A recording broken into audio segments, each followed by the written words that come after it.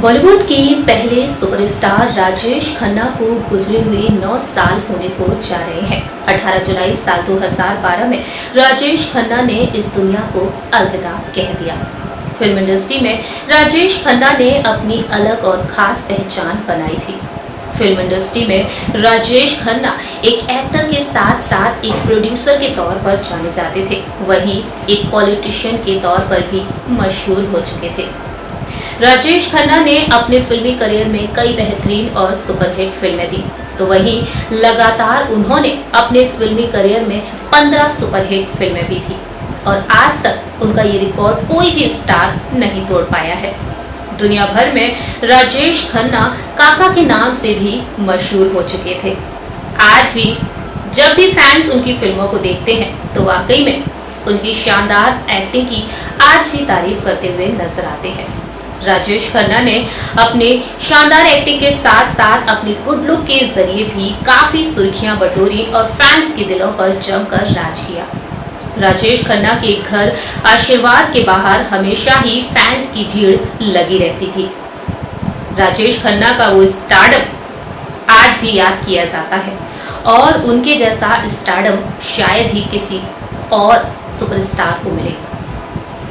बताना चाहेंगे आप सभी को कि जो राजेश खन्ना फिल्म इंडस्ट्री में अपनी खास पहचान बनाई, बेहद लग्जरियस लाइफस्टाइल जिया करते थे, लेकिन अंतिम दिनों में राजेश खन्ना काफी दर्द में रहे। अपने प्रोफेशनल करियर के साथ साथ अपनी पर्सनल लाइफ में उन्होंने काफी उतार चढ़ाव देखे। उन्होंने अपनी पर्सनल लाइफ में काफी कुछ सहा, काफी दर्द में रहे थे। हमारे इस प्रोग्राम में हम बात करेंगे उनके आखिरी दिनों के बारे में कि किस तरह से उनके लिए आखिरी दिन बेहद कष्टदायक रहे थे। नमस्कार, स्वागत है आपका हमारे चैनल नेक्स्ट 9 न्यूज में और मैं हूं आपकी होस्ट प्रांशी राठौर। राजेश खन्ना जहां एक और अपने फिल्मी करियर में काफी सफलता हासिल किए, उन्हें एक बेहद बड़ा स्टारडम मिला, लेकिन पर्सनल लाइफ उनकी काफी दर्द भरी रही। राजेश खन्ना शादी के बंधन में बंधे उस दौर की मशहूर अभिनेत्री डिंपल कपाड़िया के साथ उन्होंने शादी की।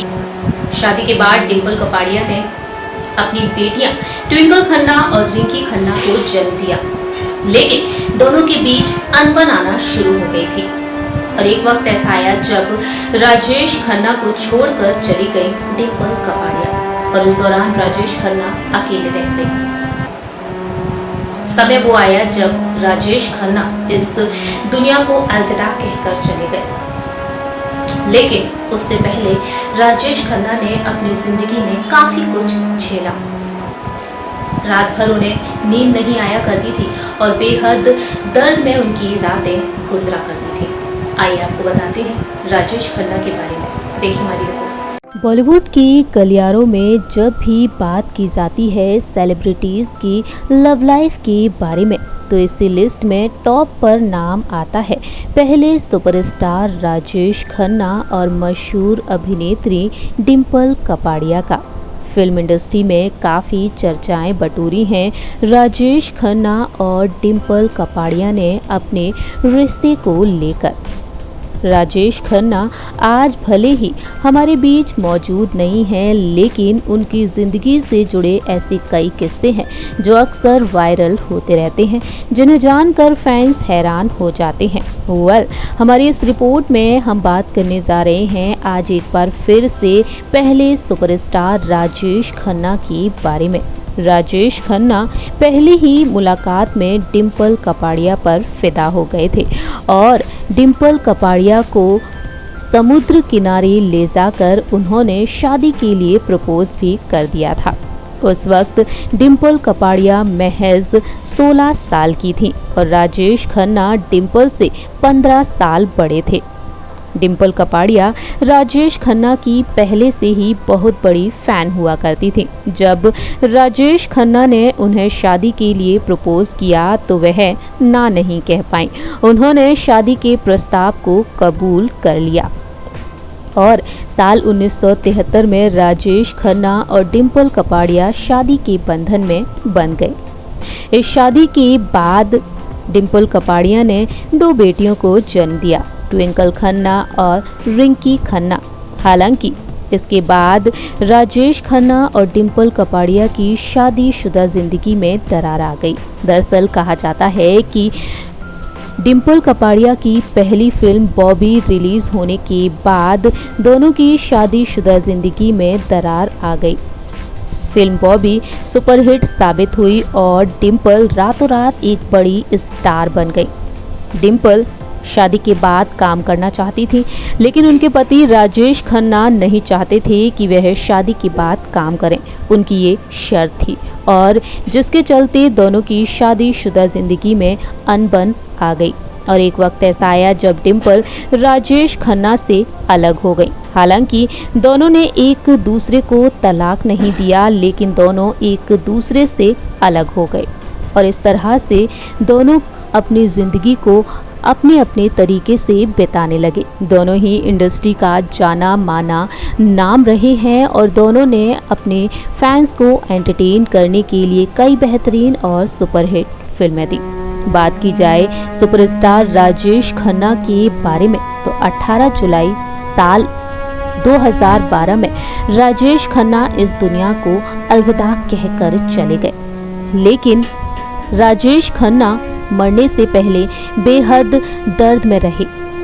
राजेश खन्ना काफी अकेले पड़ चुके थे। उनकी दोनों बेटियों की शादी हो गई, तो वहीं डिम्पल कपाड़िया उनसे अलग रहा करती थी और उस दौरान राजेश खन्ना अपने आलीशान घर आशीर्वाद में अकेले रहा करते थे। उस शानदार आलीशान घर में राजेश खन्ना रात रात भर सो भी नहीं पाया करते थे। कहा जाता है कि आखिरी दिन बेहद कष्टप्रद और डर से भरे रहे थे राजेश खन्ना के। आखिरी दिनों में राजेश खन्ना बेहद अकेले पड़ गए थे और उनके अकेलेपन में उनकी एक साथी थी जिनका नाम है अनीता आडवाणी।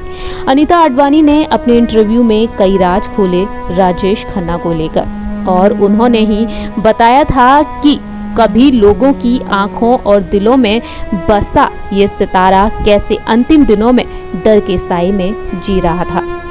दरअसल राजेश खन्ना की करीबी दोस्त हुआ करती थी अनीता आडवाणी और उनसे पहली बार एक फिल्म के सेट पर मिली थी।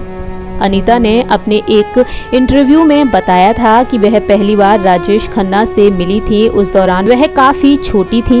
उनके एक परिचित ने उन्हें राजेश खन्ना से मिलवाया था।